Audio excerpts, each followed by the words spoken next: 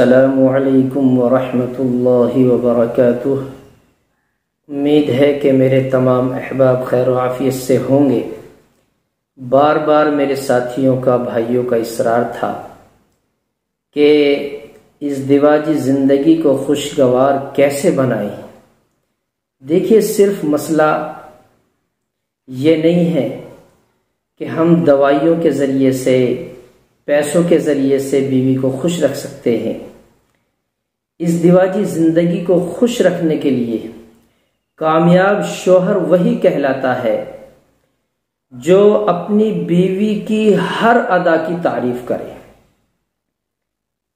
कहीं ऐसा तो नहीं कि आपकी बीवी आपकी बातों से नाखुश है या कोई बात आपकी ऐसी है जो आपकी बीवी को खाए जा रही है, दुखी है वो आपकी बातों से।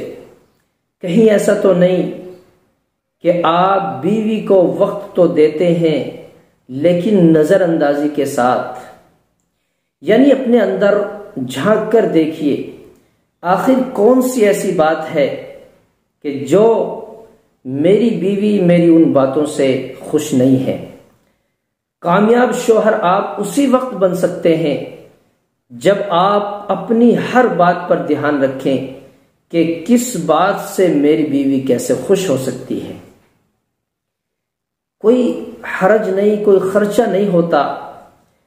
अगर आपकी बीवी ने नया कपड़ा पहना है तो ध्यान रखें कि ये कपड़ा पहले कब पहना था, आज पहना है, तो आप उसकी तारीफ कर दें कि 3 हफ्ते पहले ने तूने ये कपड़ा पहना था, माशाअल्लाह, जब भी आप इनमें बहुत अच्छी खूबसूरत लग रही थी, और आज पहना है, आज भी ऐसा महसूस हो रहा है कि शायद आज ही पहना हो।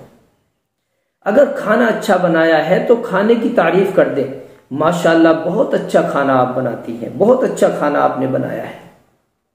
कभी कभी घर के कामों में हाथ बटा दिया करें। कभी कभी देखें, मेहंदी लगाई है, माशाअल्लाह, बहुत अच्छी लगाई है, बहुत खूबसूरत लग रही है। यानी कि बीवी की तारीफ करना गुनाह नहीं है। बीवी को खुश रखने की कोशिश करनी चाहिए। हर मुमकिन कोशिश ये करें कि हमारी इस दिवाजी जिंदगी खुश रहे। कोई जरा सी बात है, उससे मेरी बीवी दुखी है, तो मैं इस बात को कैसे खत्म कर दूं। उसको खुश रखने की हर मुमकिन कोशिश करनी चाहिए। ये आपके हाथ में है, आपके कब्जे में है कि आपकी तरफ से कोई बात बीवी को पहुंची है और उससे वो दुखी है, आप उसको दूर कर दें। आप हमेशा खुद ना बोलते रहें, बीवी को भी बोलने का मौका दें। अगर बीवी कोई वाकया सुनाए, कोई बात बताए, तो उसकी बात गौर से सुने और उस बात को सुन के फिर उस बात का जवाब हाना में दें। और कभी भी हमेशा याद रखना, अपनी बीवी से अपनी राज की बातें न छुपाना। ये आपकी इस दिवाजी जिंदगी को खुशगवार बनाने का एक तरीका है। वो अपने घर बार को छोड़कर आई है, आपके भरोसे पे आई है। आप उसको खुश रखने के लिए हर मुमकिन कोशिश करें। कोई भी राज की बात हो, बिला झिझक उसको बता दें। अच्छी बुरी सारी बातें उसको बताएं कि आज मेरे साथ ये मामला आया, आज मैंने ये कमाया, आज मैं ये लेकर आया हूँ, ये तेरे लिए लाया हूँ, ये बच्चों के लिए लाया हूँ। कभी कभी हाथ बटा दिया करें खाने में, बच्चों के नहलाने धुलाने में। और कभी कभी वक्त का तकाजा ये होता है कि बीवी को जब आप वक्त दें तो उस वक्त में दूसरे कामों से बिल्कुल फारिग हो जाए। पता चला कि आप घर पहुंचे हैं, पूरे दिन आप काम में लगे हुए हैं, घर पहुंचे तो आपने फोन उठा लिया, फोन पर बातों में लग गई। बीवी न जाने कब से इंतजार में थी, शौहर आएगा, मीठी बातें करेगा, मैं उसके दुख की बातें सुनूंगी, उसे बताऊंगी।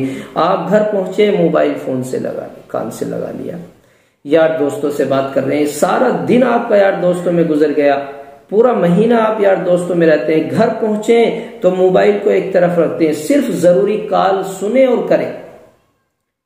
वक्त ज्यादा से ज्यादा जब घर पहुंचे तो बीवी को दें। मेरे आका जनाब मोहम्मद रसूलुल्लाह सल्लल्लाहु अलैहि वसल्लम ने ये करके दिखाया है और ये बतलाया कि मैं बीवियों के हक में सबसे बेहतर शौहर हूं। और कोई अगर मेरी इत्तिबा करे तो वो भी बेहतरीन शोहर बन सकता है। हजरत फातिमा, हजरत आयशा, हजरत उम्मे कुलसूम और दीगर उम्महातुल मोमिनीन के साथ ये मामला रहा है। तारीख शाहिद है। हर एक की जिंदगी पे अगर बात की जाए तो दिन और रात गुजर जाए उनकी तारीफ न गुजरे। मेरे आका रोटियां भी बनवाते थे और कपड़े भी धुलवाया करते थे, बैठते थे, खेलते थे, कूदते थे, दौड़ते थे और उम्महातुल मोमिनीन खुश रहती थी। कभी ये महसूस उन्हें नहीं होता था ये नबी हैं। दोस्त समझते थे। शोहर का हक ये है कि बीवी अपने शोहर को इस तरह समझे, इस तरह उससे खुल के बात करे, इस तरह प्यार मोहब्बत की बात करे जिस तरह दोस्ते से होती है। कभी भी शोहर अपनी बीवी को तान तशनी न करे, शुक्र को शुबहात की नजर से न देखे और कभी भी उसको गुलाम न समझे, उसको बराबर का हक दे। ये आपकी जिम्मेदारी है। सबसे बेहतरीन और कामयाब शोहर वो है जो अपनी बीवी को हमेशा खुश रखे।